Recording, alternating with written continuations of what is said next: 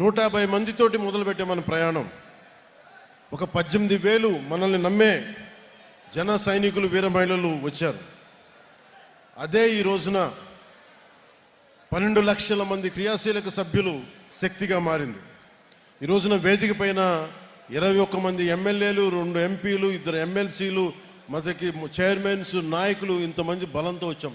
కాకపోతే 12 సంవత్సరాల దశాబ్దం పైన పట్టింది. అంటే దీనికి ఎవరు కారణం? దీనికి అంటే Janasena journey it is a journey of resilience and redemption. అంటే విముక్తి, అంటే విమోచనం చేయాలి ఒక కష్టాల నుంచి ప్రజల్ని.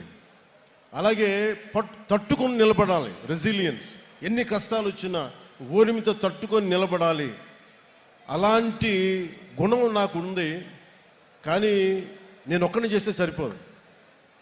అలాంటిది మన జన సైనికులు, వీర మహిళలు మీరు రోడ్ల మీదకి వచ్చి నిలబడి నాకు అండగా ఉండి గుండె ధైర్యాన్ని నింపితేనే ఈరోజు ఇంతమంది వేదిక పైన కూర్చున్నాం, మీకు మాట్లాడగలుగుతున్నాం.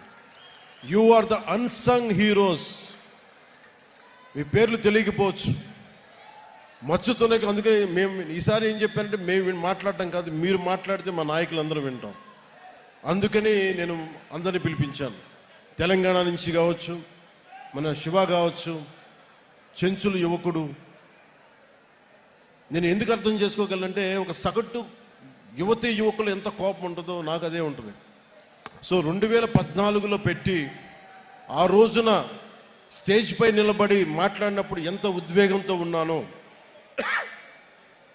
ఇదే రోజు కూడా అదే ఉద్వేగంతో ఉన్నాను. ఆ రోజు ఏ బాధ్యతతో ఉన్నానో ఈరోజు అదే బాధ్యతతో ఉన్నాను. ఆ రోజు ఏ నిజాయితీతో, ఏ సిద్ధాంతాలతో వచ్చానో ఇప్పుడు అదే నిబద్ధతతో ఉన్నాను. దెబ్బలు తగిలిన ప్రతి దెబ్బకి రాటు తేలేను తప్ప నా విశ్వాసం ఎప్పుడు సన్నగిల్లలేదు, నా నడక తడబడలేదు. దెబ్బ కొట్టాలని చేసిన ప్రతి కుట్ర, ప్రతి అడుగు నన్ను మరింత బలపరిచింది కానీ బలహీనపరచలేదు.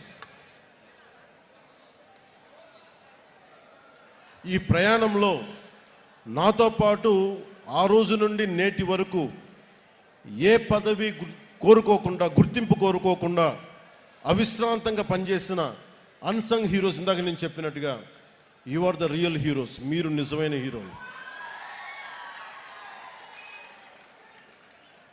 అంటే వివిధ హోదాల్లో భాగస్వాములైన వాళ్ళు చాలామంది ఉన్నారు. నిజాయితీతో మనం అందరం కలిసి భవిష్యత్తు గమనాన్ని ఎలా మార్చచ్చు అని ఈ సుదీర్ఘమైన ప్రయాణంలో నిరూపించారు. లియో టాల్స్టాయ్ చెప్పినట్టుగా, the strongest of all warriors are those 2, time and patience.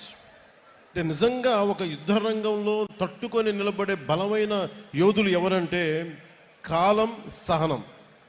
అలాంటి కాలం, సహనం గుండెల్లో పెట్టుకున్న జన సైనికులు, వీర మహిళలు మీరు నిరూపించారు. You are the true heroes. I salute you. అలాగే నేను పార్టీ ప్రారంభించినప్పుడు నేను ఏ రోజు కూడా ఊహించలేదు నేను పని చేసుకుంటూ వెళ్ళిపోదాను. కానీ ఈ రోజున తమిళనాడు నుంచి, కర్ణాటక నుంచి, ఒరిస్సా నుంచి, మహారాష్ట్ర నుంచి కూడా వచ్చి జనసేన ప్రయాణం మాకు భాగస్వామ్యం కావాలని చెప్పి చాలా వచ్చినందుకు, ఇది జనసేన ఒక ఐడియలిస్టిక్ పార్టీ. ఇది చాలా పార్టీస్ వస్తాయి, నేషనల్ పార్టీస్ దృక్పథం వేరుంటుంది. కానీ జనసేన ఐడియాలజీ బేస్డ్ పార్టీ. ఒక కులం కోసం పెట్టిన పార్టీ కాదు జనసేన. ఒక కుటుంబం కోసం పెట్టిన పార్టీ కాదు జనసేన. కేవలం ఒక రాష్ట్రం కోసమో, ఒక ప్రాంతం కోసం పెట్టిన పార్టీ కాదు. దేశం అంతా మాట్లాడాలి ఒక రోజు అని కలలు కన్నాను. దాన్ని ఒక స్వప్నాలు చూశాను నేను. జరుగుద్దో నాకు తెలీదు. ఖుషీ సినిమా అయిపోయినాక, ఒక పెద్ద విజయం వచ్చాక నేను అనుకుంటా ఉన్నా, రేపొద్దున ఇంత ఘనమైన విజయం వచ్చింది, ఇంకో రోజున దేశం మొత్తం తెలుస్తాం, ఇంకో రోజున అంతర్జాతీయ మొత్తం తెలుస్తాం. కానీ నాకు ఆనందం ఉంటుందా అంటే నాకు సమాధానం దొరకలా. అందుకు ఆ రోజు నుంచి నాకు సినిమాల మీద ఎంత ప్రూవ్ చేసుకోవాలో నాకు తెలియలే. కానీ నాకేమనిపించిందంటే, ఇదే నిజ జీవితంలో చేయగలిగితే ఎలా ఉంటుంది. దానికి ఆ రోజు నేను నిర్ణయం తీసుకొని ఎంత నలిగిపోయానంటే, ఒకసారి నాకే అనిపిస్తుంది, ఎందుకు ఇలా చేసుకున్నాను నా జీవితాన్ని అనిపిస్తుంది. కానీ ఒక ఉద్దానంలో ఎవరు మమ్మల్ని పట్టించుకోరు అని చెప్పి ఏడుస్తున్న ఉద్దానం కిడ్నీ బాధితులను చూస్తే నేను తీసుకున్న నిర్ణయం చాలా సరైంది అనిపిస్తుంది.